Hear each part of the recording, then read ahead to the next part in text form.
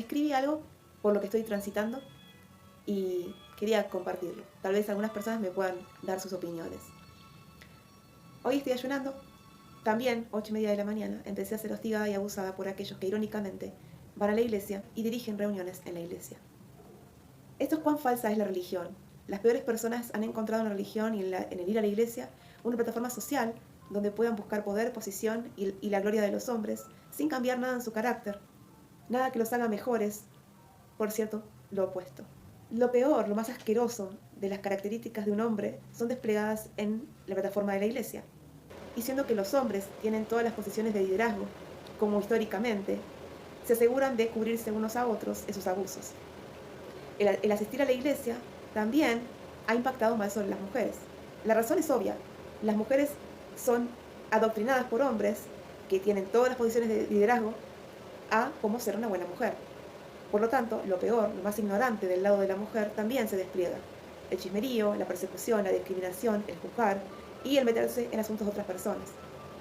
Estas características son muy misóginas y el tipo de mujer que el hombre en la iglesia le dice a la mujer que tiene que ser. La religión y el asistir a la iglesia. Casi cada atrocidad viene de estas dos cosas. Desafortunadamente, crecí en un contexto religioso y estoy teniendo mucha dificultad para separar a Dios de la religión y de la iglesia. Dios tiene una connotación tan negativa porque la iglesia se aseguró de atar la palabra Dios al comportamiento abusivo y dominante que los hombres han establecido en la religión y en la iglesia. Estoy ahora en un proceso de separar a Dios de la religión y de la iglesia, pero más que nada de los hombres y de su liderazgo abusivo y de la cultura de sumisión de la mujer. También estoy tratando de definir qué es Dios. Es un solo ser. Es un ser que es hombre y mujer. Es otra cosa. No sé. Y los libros de escrituras todos son escritos por hombres, donde los profetas y los héroes son hombres y donde las mujeres son simples ornamentos. Pero aún así, creo que hay alguna verdad en algún lado. Por ejemplo, Jesús fue el personaje más odiado por los hombres de su época. Entonces voy a leer de Jesucristo y ver si puedo encontrar algo de verdad. Pero no es seguro. Y tal vez más tarde tenga que explorar otros conocimientos, pero no estoy segura de si voy a encontrar respuestas. Sin embargo, creo que si la humanidad ha pasado tanto tiempo tratando de averiguar quién es Dios, Dios tiene que haber dejado algunas pistas. Por cierto, los hombres religiosos, los church attendants, también son abusivos con otros hombres. Por ejemplo, hay hombres que son rebeldes al patriarcado, hombres que no ven a las mujeres como un objeto o un ornamento, hombres que están dispuestos a pelearse con estos hombres, a explicarles que están siendo misóginos. Yo los llamo los hombres como Cristo. Conozco algunos y ellos usualmente no ocupan posiciones importantes en la iglesia. Y si lo hacen, se pelean con todos los líderes que tienen alrededor, porque estos hombres no están dispuestos a darle lugar a la mujer que tienen que darle. Estos otro tipo de hombres usualmente tienen relaciones más equitativas y más igualitarias en sus casas. También saben decir que están equivocados o que estuvieron equivocados.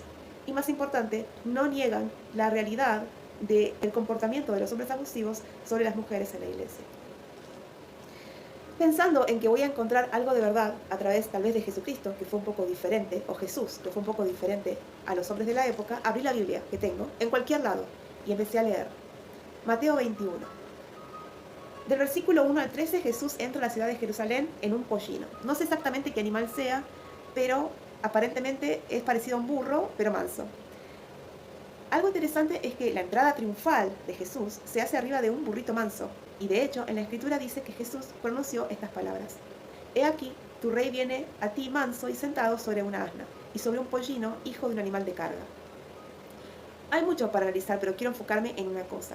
El rey no se acerca arriba de un caballo como lo hacían los reyes de la época. Tampoco se acerca orgulloso y dominante como lo hacían aquellos que tenían poder en ese tiempo. Sino que lo hace manso arriba de un pollino, con mansedumbre. Todo acerca de él es manso, su actitud y el animal que lo carga. Definitivamente un rey muy diferente a los estándares sociales. Esta imagen de fortaleza y dominio que los hombres proyectaban al aparecerse arriba de un caballo, considerado un animal fuerte, elegante y difícil de domar, con un porte orgulloso y una actitud dominante, es aún hoy día considerado atributos de un hombre de verdad, como dicen algunos. Y así se comportan los hombres que reciben o aspiran a posiciones de poder dentro de las organizaciones, inclusive la iglesia. Pero Jesús demostró al hombre que el verdadero liderazgo es manso y humilde. Dos palabras que nuestra sociedad asocia a las mujeres. En la iglesia una mujer debe ser mansa, dócil y humilde, y esta última, humildad, es más bien interpretada como sumisión. La humildad no es sumisión y Jesús demostró que no. Jesús era tan lo opuesto a la sumisión que desafió todos los estándares sociales de su época y fue un revolucionario radical. Sumisos eran todos los fariseos y escribas que no se osaban a molestar al poder, sino que reproducían las mismas conductas y valores patriarcales y misógenos sin cuestionamientos. La segunda parte de este pasaje habla de los negocios que se hacían dentro del templo. Jesús agresivamente saca a estos negociantes del templo a latigazos. Una de las cosas que más recuerdo cuando volví a la iglesia en 2019 fue que ya no se hacían negocios con la ropa del templo. Antes, cuando ibas al templo tenías que alquilar la ropa, es decir, pagabas por la ropa que usabas para hacer ordenanzas. Esto fue así hasta que yo me fui en 2011. En algún momento entre 2012 y 2019 esto cambió. Es decir, durante el tiempo en el que el presidente Monson fue profeta, que tengo entendido fue alguien muy manso y muy humilde, tal vez algo que él había leído en las escrituras y que entendió que no debía ocurrir eran los negocios dentro del templo. También pienso en todos los problemas que esto conllevaba.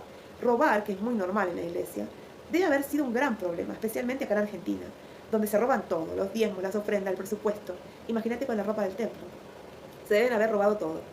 Y eso es un problema, porque servir en el templo mormón no animaba a las personas a ser mejores, sino a sacar lo peor de ellos. Desafortunadamente, la gente más deshonesta que conozco es miembro de la iglesia mormona. Con el dinero siempre hay problemas, siempre son ventajeros, ladrones. Realmente, si tengo que definir a los mormones, en su mayoría son ladrones. Hay excepciones, pero son eso, excepciones, no la regla. De hecho, Jesús dice, mi casa, casa de oración es, pero vosotros la habéis hecho cueva de ladrones. Los templos de Córdoba, Buenos Aires y probablemente los demás en Argentina son literalmente cuevas de ladrones, pedófilos y violadores. Vi lo peor de ambos sexos dentro de los templos. Hay excepciones, pero son eso, excepciones, no la regla. En los siguientes versículos, después de echar a los negociantes que hacían negocio dentro del templo, Jesús deja el camino limpio para que se acerquen aquellos que habían sido discriminados, que habían sido vistos como no aptos para entrar al templo. Dice la Escritura, entonces vinieron a él los ciegos y los cojos, y él los sanó. En este mismo capítulo, desde el versículo 23 hasta el 32, los fariseos y escribas, es decir, aquellos que habían concentrado el poder de la iglesia y la religión en manos de pocos, y que entendían el liderazgo como algo que era dominante y lleno de privilegios, que ellos podían negarle a otros para seguir concentrando el poder, estos le preguntaron a Jesús con qué autoridad, otra palabra que los hombres utilizan para subyugar, con qué autoridad hacían los milagros, es decir, con qué autoridad sanaba. Jesús les respondió con otra pregunta, y lo único que tenían que hacer ellos era responder.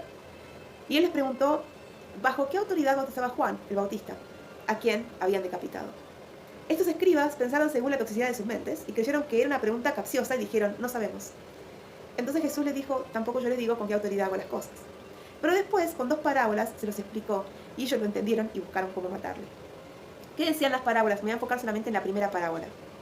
Retóricamente, la parábola compara la actitud de dos hijos con respecto al mandato de su padre con la realidad actual. Un padre le pide a su hijo que vaya a trabajar a la viña. Este le dice que no, pero después termina yendo. El padre le pide a su otro hijo que vaya a trabajar a la viña y este le dice sí, pero al final no va. Entonces Jesús le pregunta a los fariseos y escribas, ¿cuál de estos hizo la voluntad de su padre? Y ellos le responden, el primero. Entonces Jesús les dice que los pecadores, según las prácticas religiosas de la época, iban delante de ellos para entrar al reino de Dios, porque ellos le creyeron a Juan y los fariseos y escribas no. Esto es muy contemporáneo. Hay muchísimos ejemplos, pero solo voy a dar uno que es bien ilustrativo. Actualmente el Estado de Israel está perpetuando un genocidio en Gaza, en Cisjordania y en Líbano. Los cristianos mormones no socorren a estos pueblos, sino que se ubican del lado del opresor. Defienden a Israel. ¿Y quiénes son aquellos que movilizan multitudes para llevar ayuda humanitaria? Aquellos que son considerados del mundo, sin religión, muchos siquiera creen en Dios.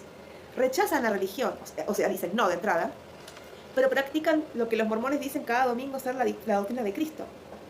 Entonces la religión, las avaricias por poder y dominio, son tal en la iglesia, y más en la iglesia mormona, que la gran mayoría de sus miembros, la totalidad de sus líderes, no ven lo obvio. Las rameras y los publicanos, como ellos los verían, vieron, se conmovieron y fueron a sanarlas. Por todo esto que he leído, me doy cuenta que la religión enceguece a quienes la practican. Se enfocan en lo literal de las cosas cuando Jesús hablaba en parábolas. Son lo más anticristiano que hay. Hablan de que la Biblia defiende a Israel y toman literal al Estado de Israel, creado por nazis después de la Segunda Guerra Mundial, como ese Israel espiritual, que en realidad, si lo quieren tomar de manera literal, son los descendientes de Jacob, es decir, la gente que está en Medio Oriente. Pero más allá de esto, dejan de lado cualquier enseñanza de Jesús para tomar un nombre de manera literal, mientras que aquellos que ven, se conmueven, sienten y responden, yendo a socorrer al pueblo que está siendo genocidiado por un estado satánico, que usa el nombre de Israel para burlarse del Dios cristiano y para confundir a quienes dijeron sí, voy, pero al final no fueron. Me ha sido muy complicado encontrar respuestas respecto a qué o quién es Dios, con respecto a mí, pero confío que encontraré en las enseñanzas de los Jesús de este mundo algo de orientación.